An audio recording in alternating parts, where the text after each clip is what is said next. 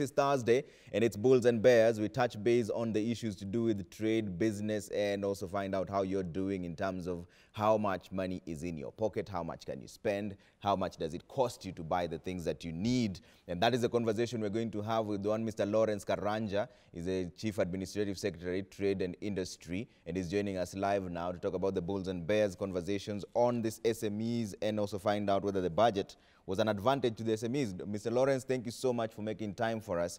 So from your research, how many SMEs have had to shut down due to COVID-19? From our research, the number of SMEs which have had to shut, it's over 1 million. And this is mainly the small-scale traders who have been operating in hotel, food, restaurants. Of course, there are some also in the transport sector who have been affected. Then we have also had a problem in the horticulture sector. Those are the main ones which have been affected. But others which have not crossed, what they have done is that they have scaled down. And the number of jobs lost as of end of May was about 2 million jobs. 2 million jobs. And right now, you're giving very interesting statistics there. 1 million SMEs that have shut down, 2 million jobs lost. Recently, the government announced 10 billion shillings to fast-track the payment of outstanding VAT refunds and a 3 billion shilling seed capital for SME credit guarantee scheme. So how will this benefit the 1 million, and how will you decide who gets priority over the other? First, on the tax refund, that is the VAT refund. The VAT refund applies in 4 instances. The first one is where somebody had already paid in VAT, but it turns out that that was a bad debt. Therefore, he is eligible to claim refund of the VAT paid against a bad debt. The second instance is where VAT was paid in error. Therefore, again, he can go and claim that VAT. The third one is where, for instance, the VAT was withheld, and then on the other end, he paid. Therefore, upon balancing the accounts, that person can again claim the refund. And the last instance is where somebody has paid VAT on zero-rated goods, and then, therefore, when he's balancing his account, he is able to claim that money. The reason for that is to ensure that why the government is releasing the VAT refund is to create extra liquidity, because the 10 billion which the government was holding was straining the business community or the people in small and micro enterprise, because they were being starved of that cash which the government was holding. Therefore, by releasing the 10 billion, that will be creating extra liquidity. You've spoken about, you have asked about credit guarantee, and you have asked what will be what the eligibility. The credit guarantee, how does it operate? The credit guarantee is a system whereby the government will ask the commercial banks and other, that is commercial banks, to lend to small and micro entrepreneurs, but while evaluating their eligibility to borrow, most of the rules are extremely stringent, and they make it impossible for small and micro entrepreneurs to access loans. Therefore, by giving credit guarantee, the government is telling the banks that relax on these very, very rigid rules so that these small and micro entrepreneurs can access the loans. And once they access the loan, in the event there is a default, then the government itself is a guarantor to that loan. Therefore, it will be able to pay these commercial banks. You have asked, how will this be done, or how will they assess? First, as we have said, these are loans which are supposed to be released by the bank. Yeah. Therefore, the banks must also do some due diligence before releasing the funds.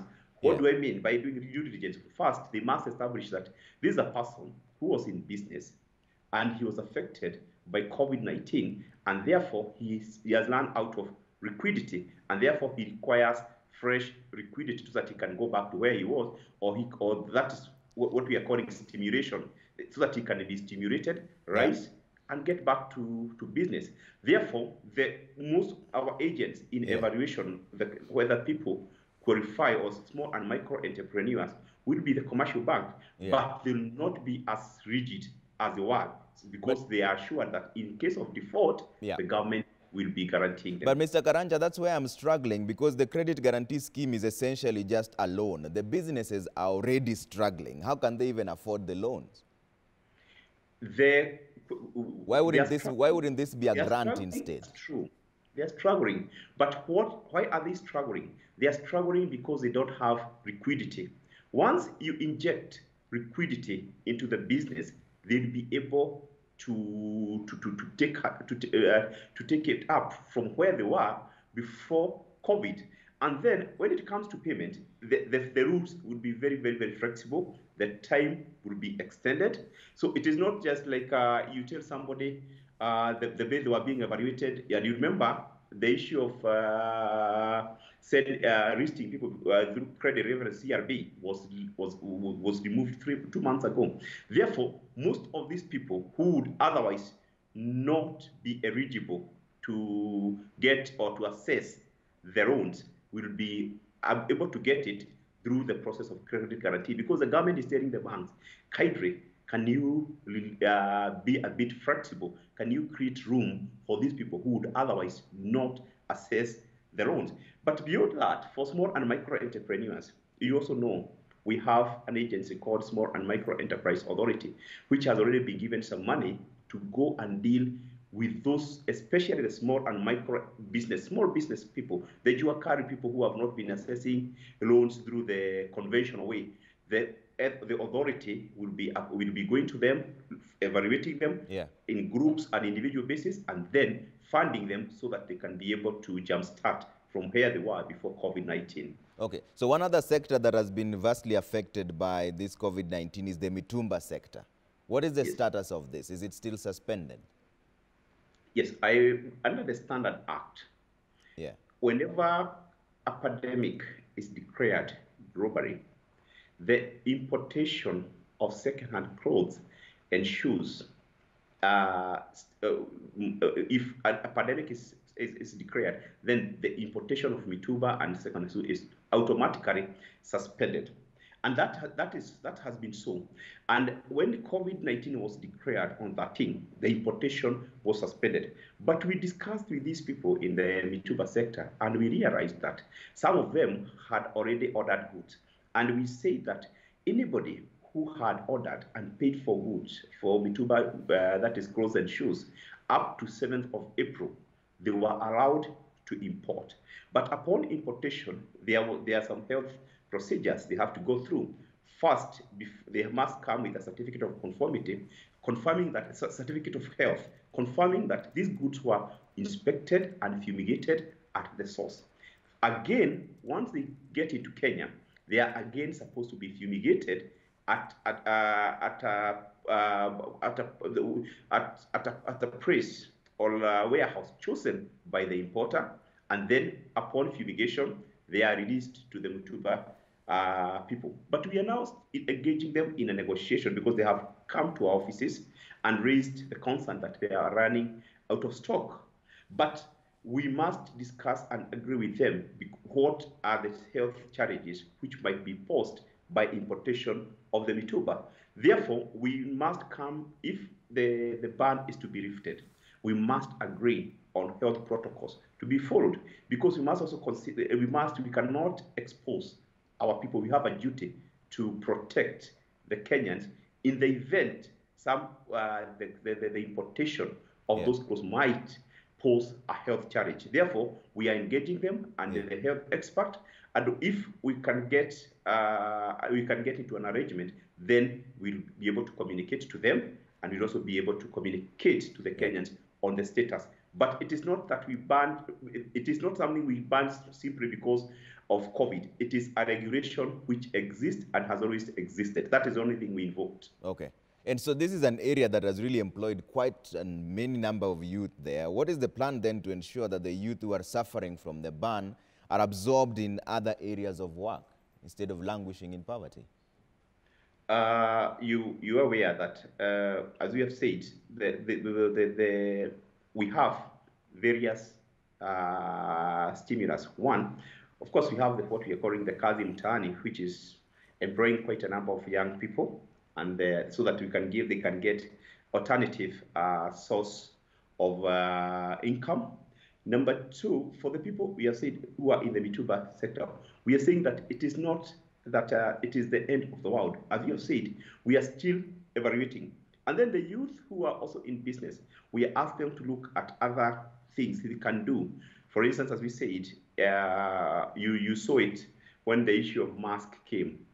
A number of people went into that and they survived. Some, for instance, some manufacturers who were seriously affected by COVID, they shifted to making PPEs, and they have come up very, very, very strongly.